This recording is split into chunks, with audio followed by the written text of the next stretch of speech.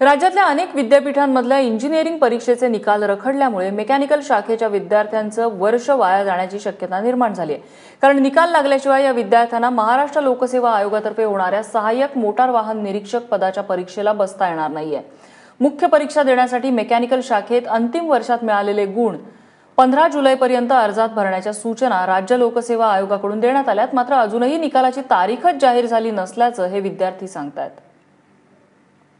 AMVI-RTO exam त्याची pre जी आहे ती आम्ही पूर्णपणे क्रॅक केलेली आहे आणि आता आम्ही प्री क्रॅक केले तेव्हा आम्हाला रिझल्टची काही गरज नव्हती प्रीच्या एक्झामसाठी बसण्यासाठी।